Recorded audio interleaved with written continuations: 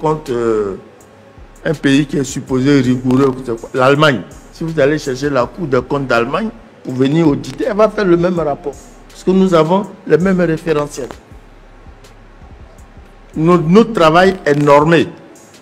Donc ce qui sort en général, c'est pas notre sensibilité à nous. Nous sommes obligés, par crédibilité devant nos pairs, de respecter les normes. Alors la question redoutable du professeur, c'est le non-suivi de certaines recommandations. Mais ce n'est pas la Côte d'Ivoire seulement qui est confrontée à ça. Nous, on a fait des séminaires à l'étranger, plusieurs séminaires sur le suivi des recommandations. Comment faire pour que les recommandations soient suivies? Là, c'est le président de la Cour des comptes qui répond au groupe parlementaire, notamment le PPACI, le PDC, RDA et le RHTP. Vous savez, dernièrement, il avait présenté donc le rapport, n'est-ce pas, sur le budget de l'État. Donc, du coup, il y avait plusieurs incohérences dans ces rapports. Donc, ces rapports a donc été critiqué par ces différents groupes parlementaires. Et aujourd'hui, donc, il répond à ces différents députés-là qui ont porté des critiques sur ces rapports. C'est ce que nous allons essayer donc de suivre en fait. Ils ont relevé des incohérences, des choses qui ne sont pas claires, le non-suivi de certaines recommandations. Et malheureusement, le président de la Cour des comptes, il refute cela, il donne des explications autres, n'est-ce pas, en se justifiant au fait que même si c'est en Allemagne que vous apportez ces rapports, ils vont faire la même chose. Vous allez avoir exactement le même résultat. Suivant son intervention, on en revient juste après.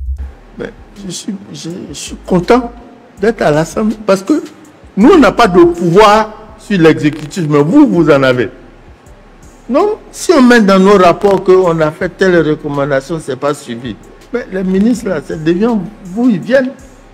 Demandez-leur pourquoi la Cour des comptes, on dit ça là et puis vous ne faites pas.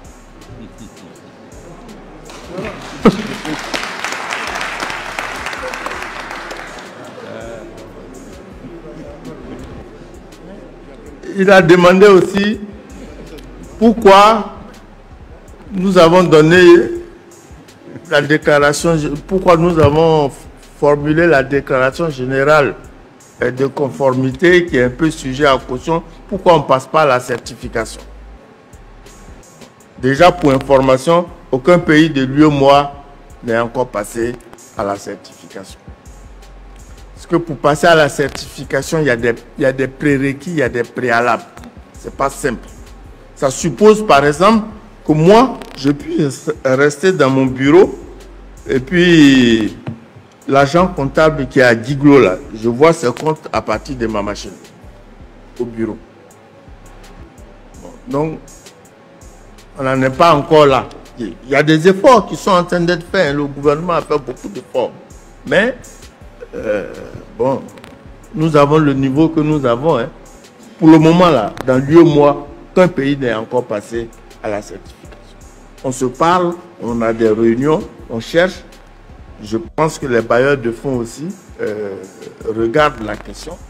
Mais ça va se faire. Mais il y a beaucoup d'investissements en amont. Et aussi, de plus en plus, j'en profite pour informer les députés. Si vous voulez bien contrôler, là, il faut que tout le monde maîtrise l'ordinateur parce qu'on va vers ça.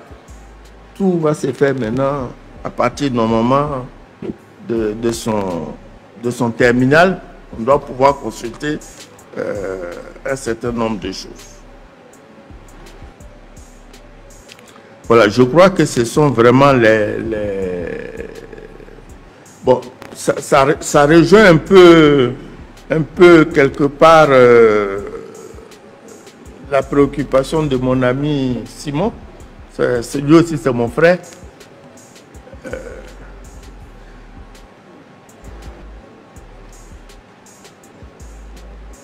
moi, la déclaration, le groupe parlementaire PDCI, j'ai vraiment vu que vous avez lu le rapport, vous avez compris, hein, vous avez compris. Mais je suis réservé parce que vous avez employé un terme qui me met mal à l'aise.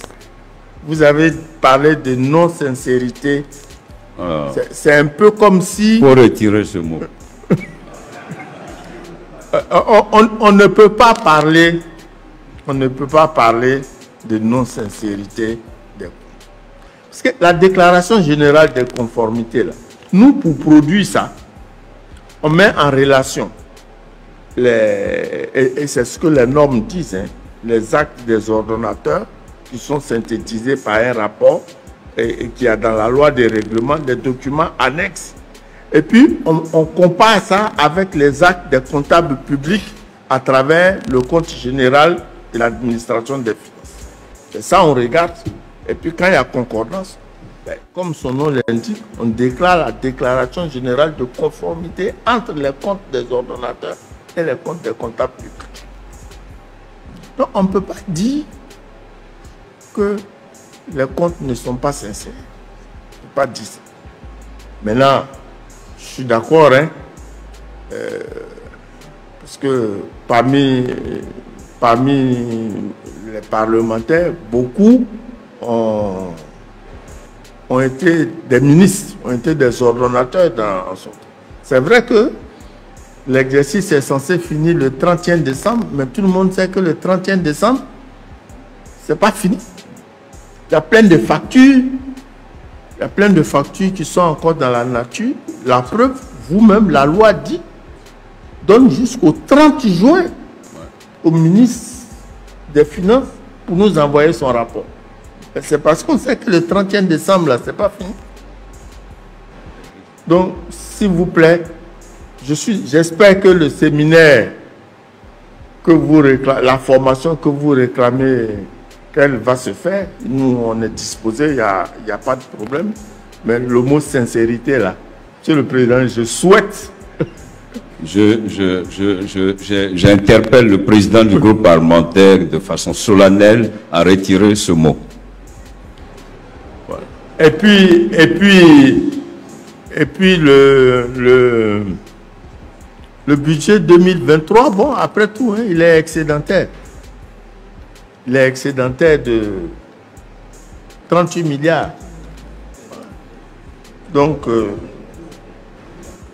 voilà. Sinon, ben, je vais continuer en disant que je vous encourage vraiment à prendre le temps de vous approprier nos rapports.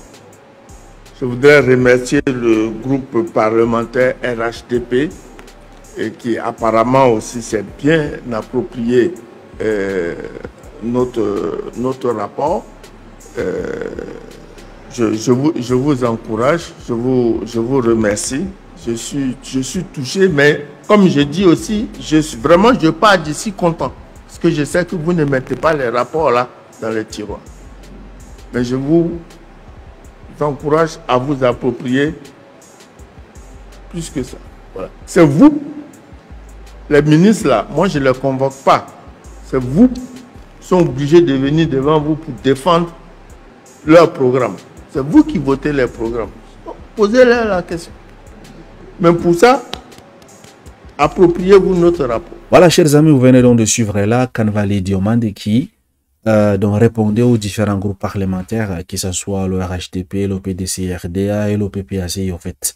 En passant, il a d'abord félicité le RHDP là.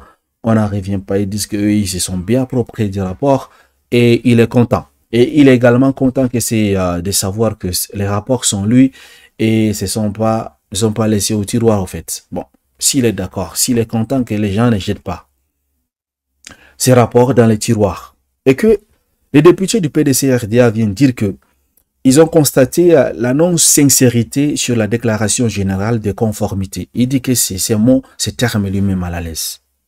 Et il demande à ces députés de bien s'approprier, n'est-ce pas, de ces rapports. Vous voyez comment est-ce que ces propos-là, ça coïncide pas, en fait. Il dit que là, il les remercie parce que ces personnes ont pris le temps de lire le rapport.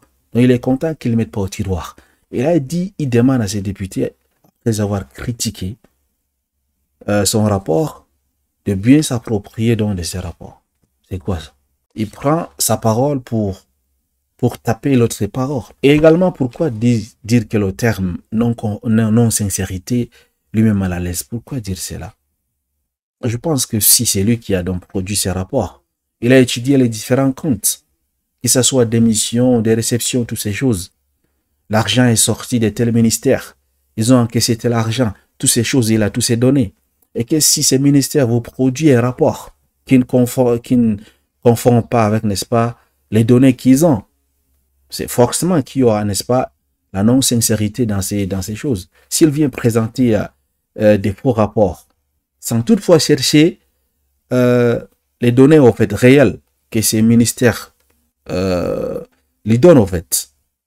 Je pense qu'à partir de là, on ne va pas dire également c'est le travail des députés, en fait. Oui, certes, les députés sont là pour voter, n'est-ce pas, les lois et également, comment dire, valider les projets, en fait, et questionner les différents ministres, en fait.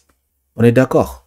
Mais lorsque la Cour des comptes fait également ses enquêtes et prend des rapports un peu par-ci, par-là, elle a également des données précédentes. Genre, la Cour des comptes sait exactement chaque ministère a combien de budget. Et dans les rapports que ces ministères présentent à la Cour des comptes, facilement, normalement, s'ils veulent travailler, s'ils veulent vraiment épingler dans les ministères qui détournent des fonds, de ces choses, je pense qu'ils vont facilement également retrouver ces fraudes-là, ces non-sincérités dans la déclaration générale des conformités. Maintenant, venir dire ces termes, lui met mal à l'aise jusqu'à demander au président de l'Assemblée nationale de demander solennellement au groupe parlementaire de ne plus utiliser ces mots, c'est quoi? Je pense que ce groupe parlementaire est composé également des personnes qui ont la tête, qui ont le cerveau. Lui-même, il a dit, parmi eux, il y a ceux qui ont été des ministres.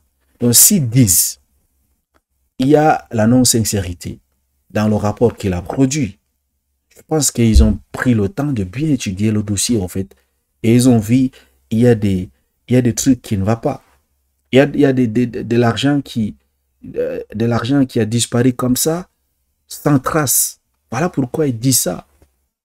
Nous savons tous, le ministre des Finances, c'est dans son ministère qu'il y a plus de fuites de capitaux, qu'il y a plus de détournements de fonds. Donc, je pense que le fait de dire qu'il est mal à l'aise, moi je dirais plutôt que c'est lui-même normalement qui ne devrait pas utiliser ces mots mal à l'aise. Parce que là, on parle de l'argent de l'État, en fait. Et il n'est pas le président de la Cour des comptes pour dire qu'il est mal à l'aise avec un terme. S'il est mal à l'aise, qu'il se justifie. Il justifie pourquoi est-ce que ces députés de PDCI-là pensent qu'il y a la non-sincérité, il se justifie pour mettre ces députés en confiance. Il les explique, en fait. Voilà. Voilà, je pense que la question de la certification, on n'a pas besoin de revenir là-dessus. Et également, il a soulevé une question de dire ces députés dont ils savent faire le travail, c'est pas son travail d'interroger les ministres. Il n'y a pas de souci. Je pense qu'également, il a raison là. C'est le travail des députés d'interroger ces ministres-là. Mais il a quand même joué avec des mots. En fait, le fait, comme je vous ai dit, de dire je suis content que vous lisez mes rapports et que lorsqu'on critique, il dit qu'il faut prendre le temps de bien assimiler mes rapports. C'est quoi ça? Dites-moi qu'en pensez-vous, chers amis, de sa réponse aux différents groupes parlementaires, n'est-ce pas, de la République. Dites-moi qu'en pensez-vous de la sortie de M. Kanvali, président de la Cour des comptes de la Côte d'Ivoire.